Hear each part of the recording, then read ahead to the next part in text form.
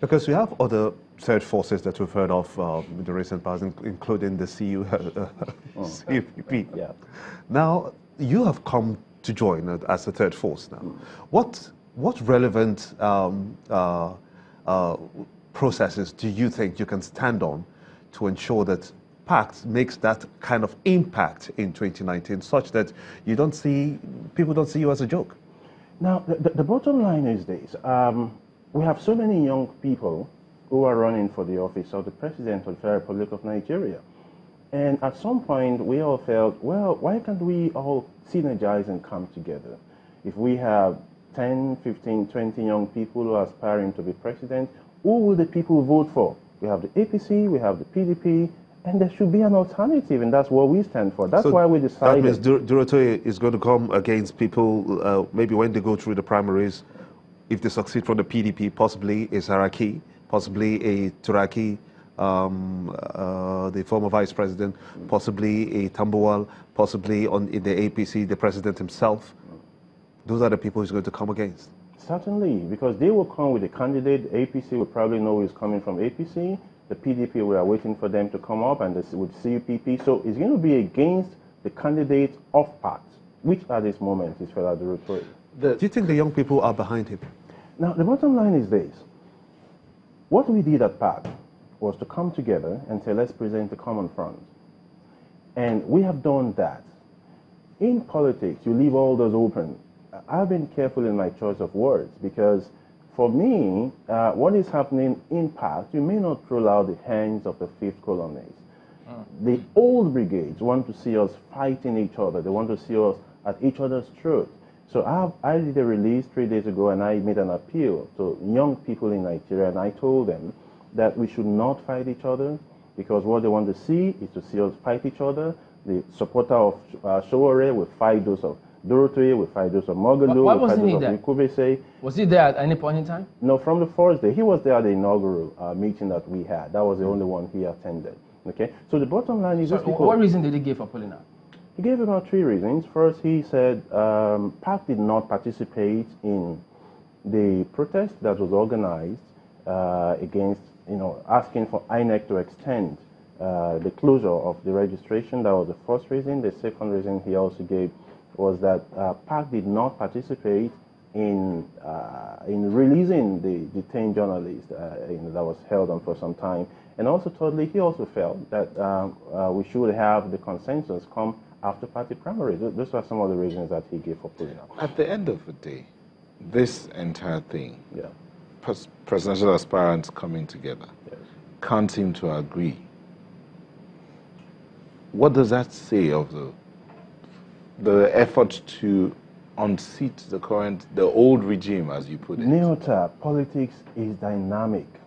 We're waiting for PDP. They will do their primary. You see the backslash of that. No, hold on. Bottom line is PACT came up with a message. I'm coming. That's right. PACT came up with a message. Yes. A new message. Yes. We're moving away from the old to the new. The younger generation will want to see. We want to see leaders. Yes. Now, a lot of people have asked questions. What's their pedigree? What have they done? Okay, no problem. Let's see what they can put together. So they've come together to achieve this. And now the house that came together is already scattering because the same things that used to be are already being mentioned. You didn't take into consideration some certain regions and all of that. What does that say of the unity of the younger generation in moving the nation forward? First, let me say this. Be sure that we are coming back on the table to sit down as young people, young aspirants, and review everything that has happened in the past couple of days. Be sure of that. Now, I also want to mention that the disposition of people depends on what is driving them. People run for offices for different reasons. And their position at the end of the day will also depend on the motivation behind their aspiration.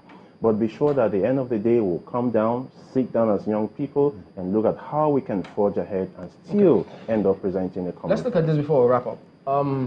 Having emerged, the PACT candidate, consensus candidate, albeit controversial, do you think you've got the muscle, both in terms of the financial muscle, the structural muscle? They talk about that a lot. Do you have the structure to unseat the current government?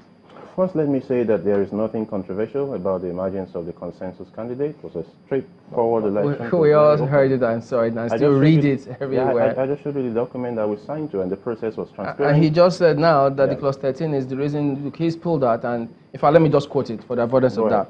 That's Mr. Kingston Moore. He says, quote, Clause 13 of the PACT Memorandum of Understanding asserts the supremacy of the constitutional rights of the aspirants to pursue their political aspirations. I therefore have chosen to continue without distraction to pursue my vision in the presidential race for 2019 in the national interest and in deference the overwhelming outpouring of support for my candidacy from all parts of Nigeria. End of quote. So whether or not anybody agrees with it, this is his view. It means that, look, there's some sort of controversy upon that. And Professor Mogulu is a lawyer, I'm sure you know. He's entitled to his opinion. We respect whatever opinion he takes. But what I have just shared to you here. We've heard what you said, just reading out what he also said. So that's why people say if you put several clause opinions 13 side by side clause 10, you realize that clause 13 just says that nothing will infringe on your right. There should be no agreement that will infringe on your right, basically. Assuming without considering that's the case, let's move on to what we were talking about previously in terms of the financial muscle. What makes you think that your PACT candidate can unseat an incumbent government? One thing about what we are seeing in 2019 to come is that Nigerians are tired of the same set of people who have ruled us over the years. They keep moving from one office to the other, recycling themselves in the system. Nigerians want a fresh breath air, and that's what we stand for. That's what we're working towards. The little drama you're seeing after the emergence of the consensus candidate is expected in politics. Nobody ever tells you it will be easy. But at the end of the day, be sure, Chamberlain, we're coming back on the table. We are going to review all of this, and we'll come out stronger and better. But what makes you think that Nigerians being hungry for fresh candidates or tired of the old order, is that sufficient to assume that you will go ahead and win? You have to have plans and structure in place to win. Plans. Chamberlain, we have plans, we are building the structures. The people, when we talk about structures, we're not talking about building, we're talking about the people on the street. And the people on the street are tired of the same set of people that keep moving from PDP to APC. Sorry? Are you going from place to campaign? Oh, we even had a meeting yesterday. No, I mean campaigning. Do you go on streets to talk to people? Do you go to marketplaces? Certainly. Do you have town hall meetings? It's part of what we're talking about. All of these are scheduled to be in place. Very soon we begin to see the impact of all of this. Oh, you've not started. It's scheduled to be in place. Before we came to a consensus, each of the aspirants have been going about on their own way. Now we are now saying, let's synergize. So everything you have done before now counts for what we have now and even more. Dr. Thomas. Yes. Let me be a little hypothetical. How do you think that if I were the president and I'm contesting for an election, and then I've got, assuming maybe say 50 senators, maybe 60 members in the House of Reps, I have maybe 40 or 30, no, 20 or 25 governors, and then you are coming without any of those, how do you think you can defeat me? The bottom line is this. The same people who have been there, we've seen all they could do, and the people are now tired. People now saw what they did. In the election in Ekiti, we saw what they did. They shared money. The election in Anambra, we saw everything they've been doing over time. And the people are saying, we are tired of this. We want the fresh air. And that is why they are kicking against what we're doing. Let me tell you something. Who's kicking it? Nigerians? The same political oligarchy. No, I'm talking about Nigerians now. You need to convince them that you can win. Nigerians are ready. They want a fresh air. They want to break away from the past. But the ruling class will not want to see that happen. So of course, nobody wants to lose any elections. Yes, don't be surprised. Because, you see, the greatest business in Nigeria today is politics. Occupational political office. So they want to see everything to see that we don't come up with a consensus. And that's why I'm telling you that Kingsley Moghalu, Showore, everybody be sure that in the coming days, politics is dynamic. We are not shutting the doors against anybody. We are still coming back on the table. We are still coming to present a front that Nigerians, at the end of the day, will be very proud of. Do you have any empirical backings to your claims that they are there to scuttle your efforts? Oh, you see, everything that has happened so far, there are fifth columnists. There are sponsorships from outside of what we have. The people who are doing one or two things here to discredit the process that we had.